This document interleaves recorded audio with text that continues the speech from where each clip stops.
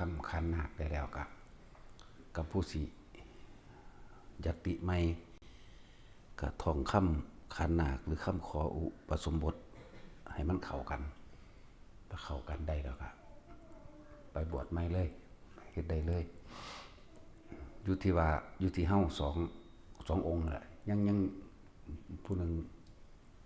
เพิ่นอยากจะติไม่บ่ได้ให้ซื้อดอกแต่ให้แค่ว่าทองคำขันคำขออุปสมบทไม่ได้พร้อมกันกับผู้รออยู่ตะเกาผู้ทองอยู่ตะเกาได้พร้อมกันแล้วก็ไปโลดนะมันงอแงยังอีกบัดนี้กินตับมันซะว่าเอามาอันออมใส่กันกับเน้นนะโมได้จักหน่อยมันก็มาในบรรดาความสว่างไสวพระอาทิตย์เป็นเผ่าพันธุ์แห่งความสว่างพระอาทิตย์เป็นสิ่งที่ขจัดความมืดอุทปาธิอาโรโกแสงสว่างได้เสมอด้วยแสงอาทิตย์ไม่มีในบรรดาวัตถุอุทปาธิปัญญานี่แสงสว่างใดจะเสมอด้วยปัญญาไม่มีในบรรดาความมืดความหลงความบรรลุความตีบตันอันตูในชีวิตพวกเขาบ่มีอย่างสิมีคุณค่าเท่ากับธรรมะคือความจริงที่พระพุทธเจ้าเฮาได้แสดงออกมาที่พวกเฮาพากันนั้นท่องสวดเอาอยู่นั่นนะสัจจายะสาธยายคำสอนพระพุทธเจ้าเพื่อให้เกิดความเข้าใจแต่พวกเฮาแปลเนี่ยแปลให้มันเข้ากับความจริงในชีวิตจริงของเจ้าของเองเด้นั่นแหละอุทปาธิญาณังอุทปาธิปัญญาอุทปาธิวิชชาอุทปาธิอาโรโกแล้วก็อุทปาธิเมื่อจิตมันสงบลงแล้วอุปธิกิเลสเขาบอกอุทปาธิเนี่ยอุปธิสงบลงแล้วเฮาจึงจะเห็นความสับสนเฮาจึงจะเห็นความคิดที่วุ่นวายเฮาจึงจะเห็นความโง่ความไม่รู้ของตนเองนั่นแหละอุทปาธิญาณังความรู้ได้เกิดขึ้นแล้วความรู้รอบได้เกิดขึ้นแล้วความจริงได้เกิดขึ้นแล้วอุทปาธิปัญญาเนี่ยเมื่อเห็นได้เห็นตามความเป็นจริงแล้วหมายถึงปัญญาคือความรอบรู้ตามความเป็นจริงในสิ่งทั้งหลายทั้งปวงที่ว่ากองสังขารนั่นแหละมันแปลกแค่ว่าสิ่งใดสิ่งหนึ่งประกอบกันเขาเกิดขึ้นแล้วก็ตั้งอยู่แล้วก็เสื่อมสลายดับไปนั่นเองอุทปาธิญาณังอุทปาธิปัญญาอุทปาธิอาโลโกนั่นแสงสว่างเกิดขึ้นภายในใจเฮาเองได้บัดนี้ขจัดความมืดขจัดความหลงขจัดความไม่รู้ขจัดความที่ไม่จริงออกเมื่อเฮารู้ความจริงว่านี่คือทุกข์นั่นทุกข์อันเราควรกำหนดรู้บ่แม่นเอายอดมันบ่แม่นไล่มันหนีเด้บ่แม่นผลักไสบ่แม่นดับในที่ว่าปลายเหตุเด้ต้องดับต้นเหตุนั่นแหละทุกขังอริยสัจจังเฮาบุคคลทั้งหลายเหล่านั้นน่ะเป็นผู้ไม่เบียดเบียนแล้วควรกำหนดรู้ว่ามันอันนี้คือถูกคืออย่างถูกทางนอกถูกทางกายนี่เจ็บป่วยร้อนหนาวหิวบ่สบายต่างๆนั่นแหละตลอดทั้งความแก่ความชราเจ็บใส่ปวดหัวเจ็บท้องมันนี่เรียกว่าทุกข์ในร่างกายนั่นแหละทุกข์อันเราควรกำหนดรู้เมื่อเฮากำหนดรู้ล่ะเฮาบ่อาจสามารถที่ดับตรงนั้นได้เพราะว่ามันเกิดแล้วคนเกิดแล้วสัตว์เกิดแล้วความเจ็บปวดป่วยได้เกิดแล้วนั่นแหละบัดเฮาจังกำหนดรู้ล่ะก็รู้ว่าอ๋อสาเหตุแห่งทุกข์ทั้งหลายเกิดจากหยังเกิดจากความอยากของเฮาเองที่มาค่อยเวียนว่ายตายเกิดอันนี้มันเป็นแค่ปลายเหตุเลยทุกคนได้รูปร่างกายมาแล้วนี่มาเจ็บมาปวดมาป่วยมาหิวมาร้อนมาหนาวนี่มันปลายเหตุแล้วต้นเหตุมันอยู่ไสสมุทัยคือคำว่าสมุหะหรือสมุทัยสาเหตุที่เกิดขึ้นคือใจของเราเองไทยนี่แปลว่าใจอยากว่าไทยะนี่เรียกว่าสมุทัยเหตุทั้งหลายเกิดขึ้นจากใจนั่นหรือว่าความอยากได้อยากดีอยากมีอยากเป็นอันตัวนี้เองเฮาก็กำหนดรู้มันกำหนดรู้ถ้ารู้ท่านมาแล้วมันก็ดับเลยแหละนิโรธะทุกขะสมุทัยโยทุกขะนิโรธะนี่พอตะหูปุ๊บทุกข์สิดับเลยมันสิคิดปรุงแต่งต่อบ่ได้ แต่ว่ามันสั่นเกินไปที่พวกเฮาบ่ทันมันสั่นมันชั่วขณะเสี้ยววิจังซี่แหมบ่มันวิอีกมันเสี้ยววิทุกข์สมุทัยนิโรธพอตาหูว่าสาเหตุทุกข์ปุ๊บเฮาสิบ่ปรุงต่อดับปุ๊บแล้วเฮาสิด้วยความเคยชินไปคิดแนวใหม่อีกนั่นแหละแต่ว่าถ้ายังบ่ทันได้ดับได้แต่ว่าหู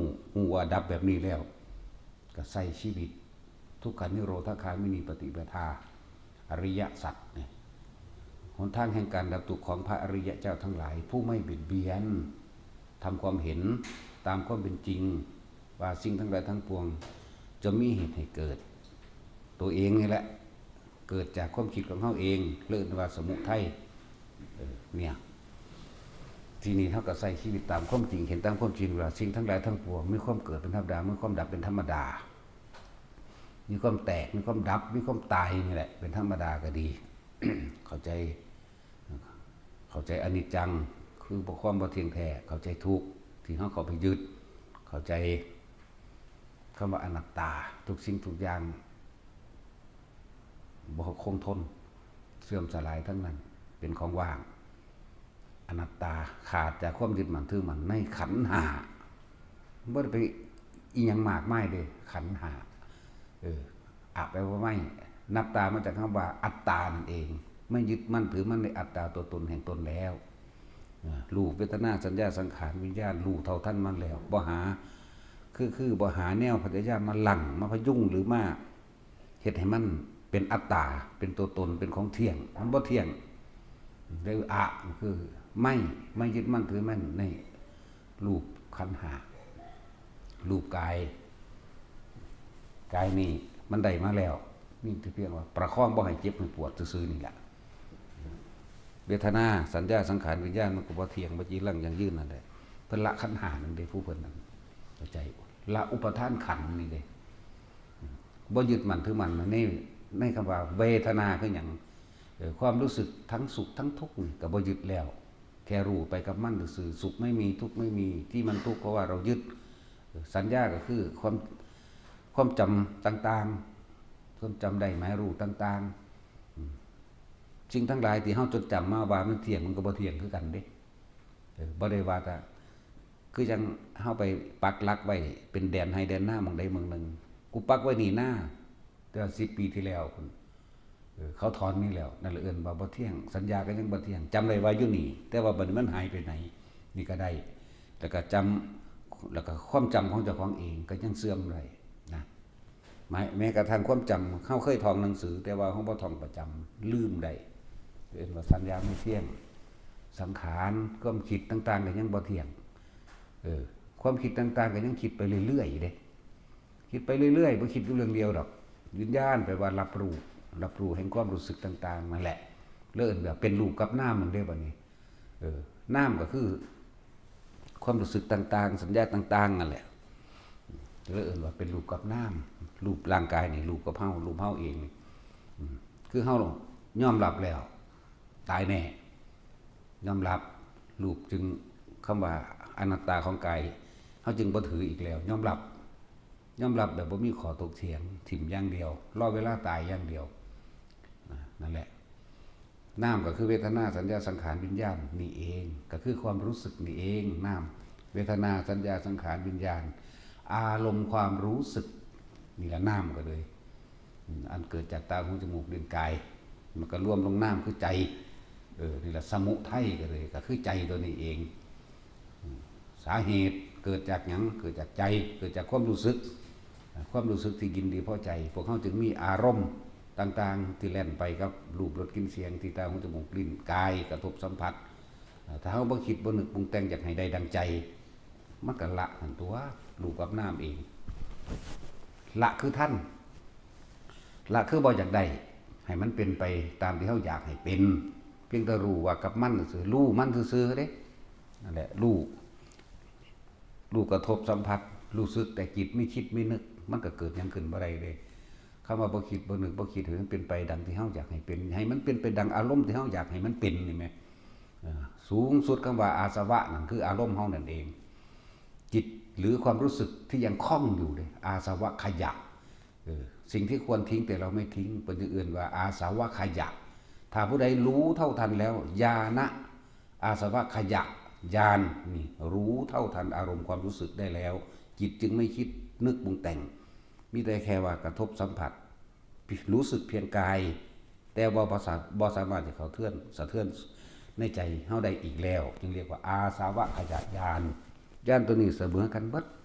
บ่ว่าสิเป็นพระพุทธเจ้าหรืออรหันตสาวกเสมอกันเบิดนั่นแหละนี่สิ่งที่เสมอหนึ่งนั่นแหละอย่างหนึ่งว่าพวกเข้าธรรมะคือความจริงได้ถูกเปิดเผยแล้วจากพระศาสดาเปิดเผยแล้วพวกเข้ารู้แล้วพวกเข้ากับพยายามที่สิมาฝึกหัดปฏิวัติจิตใจของเจ้าของนั่นแหละคมขีปฏิวัติขืนฝืนคมเหงเจ้าของเด้คมเหงใจเจ้าของเองบ่ให้มันเล่นบ่ให้มันไหลไปตามอารมณ์ความรู้สึกที่เคยมีเคยเป็นมันรู้ทันแล้วญาณะเนี่ยรู้ละรู้ท่า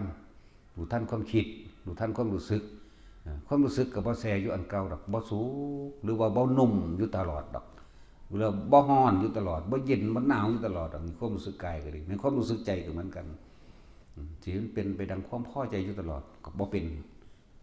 นเพราะว่าเฮายึดความพอใจนั่นแหละความบ่พอใจจึงเกิดตามมาเพราะว่าเฮาบ่ทันมันร่างกายพระอรหันต์กับร่างกายคนทั่วไปปุถุชนคือกันหิวร้อนหนาวคือกันเด้ร่างกายนี่จากว่าล่ะมีหิวมีร้อนมีหนาวมีเจ็บมีไข้มีป่วยเหมือนกันนั่นแหละเปื่อยตายเน่าเหม็นเหมือนกันแต่จิตใจนี่ต่างกันบัดนี้เพิ่นบ่มีอุปทานขันธ์เพิ่นคือบ่ยึดไว้แล้วแม่เพิ่นบ่ได้เอาความเห็นตนเป็นใหญ่นี่อุปทานนี่มันอุปทาน4นี่อุปทานขันธ์เบาความเห็นแต่ของเป็นใหญ่จากสิ่งที่ได้ยินได้ฟังได้ดูได้เห็นได้เป็นมากกับช่างปล่อยเบิดกามุปาทานก็บ่ได้เอามันบ่มีความยึดมั่นถึงมันนี่รูปกินเสียงแล้วมันสิเอาหยังมามีอารมณ์ใดอัตตวัตถุปาทานนี่อัตตาตัวตนก็บ่ยึดแล้วทำลายแล้วทำลายคือบ่ถือเอาแล้วนั่นแหละคำว่าอุปทานขันธ์ก็ดี นี่ความต่างตรงนี้ต่างตรงบ่มีอารมณ์พอใจและไม่พอใจเกิดขึ้นมาได้เหลือแต่ว่าอุเบกขาหรือสังขารุเปกขาซะด้วยไหลเข้าไปลึกเข้าไปเพื่อจะเห็นสังขารทั้งหลายมันมีความเกิดพันดาวความดับเป็นธรรมดาจึงเรียกว่าสังขารุเปกขาญาณปล่อยว่างกับปล่อยปะละเลื่อยมันก็คนละอย่างกันอยู่เด้ปล่อยว่างอย่างหนึ่งปล่อยปะละเลื่อยกับอย่างหนึ่งเด้บ่แม่นว่าเพิ่นปล่อยว่างโดยบ่เฮ็ดหยังโดยบ่ซอยไผก็บ่แม่นอีกโดยบ่สร้างประโยชน์หยังก็บ่แม่นอีกเพิ่นปล่อยทางในเพิ่นนั่นแหละว่าพอเข้ามาศึกษาเมื่อแสงสว่างแห่งธรรมได้เกิดขึ้นแล้วนี่ธรรมโชติญาณะนี่แสงสว่างแห่งธรรมได้เกิดขึ้นแล้วกับทุกๆคนเหลือแต่ว่าทุกๆคนนั่นน่ะจะเดินทางจะขวนขวายจะแสวงหาหรือจะนำไปประพฤติปฏิบัติประพฤติจิตของตัวของเองนั่นแหละหลักธรรมที่สูงสุดก็คือจิตเท่าเองผู้ใดเข้าใจจิตผู้ใดเข้าใจความคิดใดประพฤติจิตควบคุมความคิดเจ้าของเพิ่นก็สอนพวกเฮามาแล้วล่ะให้อาศัยอานาปานสติลมหายใจเฮาเองอยู่กับลมหายใจเข้าออกแล้วมันจะค่อยๆเห็นดอกหลายๆอย่างมาฝึกเอาเว้าทีเดียวให้มันจบมันก็บ่จบดอกเพราะอารมณ์คนมันหลากหลายนะอารมณ์มันหลากหลายบางที่ก็ไปต้องถูกกับความรู้สึกผู้นั้นที่กำลังฝึกกำลังหัดกำลังเป็นบางที่ก็บ่ถูกนั่นแหละก็เลยว่าให้ทุกคนเลือกเอาเฮ็ดไปแต่ว่าไปที่เสมอเหมือนกันคืออาสวะขยะญาณหมดอารมณ์ความรู้สึกด้วยความพอใจเบิดเลยบัดทอกันเบิดเด้บัด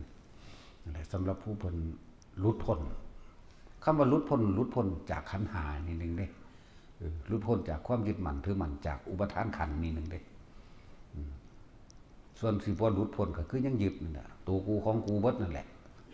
อันใดก็ได้ดังใจกูถ้าว่าถูกใจกูแล้วก็โมโหโทโสล่ะเป็นจังซั่นแล้วให้ทุกคนฝึกหัดได้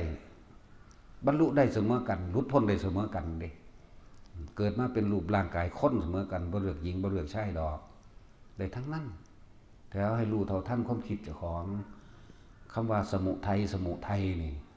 นั่นแหละเหตุมันเกิดขึ้นจากใจเหตุมันเกิดขึ้นจากความรู้สึกเฮาที่อยากได้ตามที่ความรู้สึกแต่ของอยากให้มันเป็นนั่นเองจึงเรียกว่าสมุทโยนี่สมุทโยโหติถ้าผู้ใดรู้เท่าท่านจิตรู้เท่าท่านความคิดของเจ้าของได้แล้วมันก็สมุทโยโหติเห็นตัวนั่นแหละนี่ภาษาบาลีทั้งบาลีทั้งอย่างกับเว้าให้ฟังอยู่นี่แหละทั้งภาษาง่ายๆเฮาทุกคนไปใครคนพิจารณาเฮ็ดจังได๋ก็ตายเบิดหน้าตายเบิดทั่วโลกนี่ล่ะบ่ว่าแต่อยู่นี่ไอ้ความตายเฮาบ่ได้สนใจแล้วคือบ่มีในความคิดอีกแล้วบ่มีความหวาดหวั่นครั่นครามบ่มีความตายนี่เฮ็ดจังได๋เฮาก็ตายแม้มันเป็นหยังคือสิบ่เห็นสาเหตุแห่งความสิไปเกิดมันสาเหตุอยู่ไสก็สมุทัยโยนี่ดิความคิดของเฮาคิดปรุงแต่งไปอยากได้นั่นอยากเป็นนี่อยากให้ผู้นั้นเป็นแบบนั้นอยากให้ผู้นี้เป็นแบบนี้นี่แหมจะให้ลูกเป็นสันหลานเป็นจังซี่อยากให้บ้านเมืองเป็นแบบนั้นอยากให้อากาศเป็นแบบนี้นั่นแหมสมุทัยโยแหมสมุทัยคือเหตุมันออกจากใจออกจากความคิดของเฮาเองแหมถ้าหยุดความคิดได้ใจก็เป็นใจก็ว่างจังซั่นแหละใจก็บ่แม่นใจซะเลยซ้ำไปแต่ว่าต้องอาศัยภาษาสมมุติมาบอกให้ฟังเอาละพอ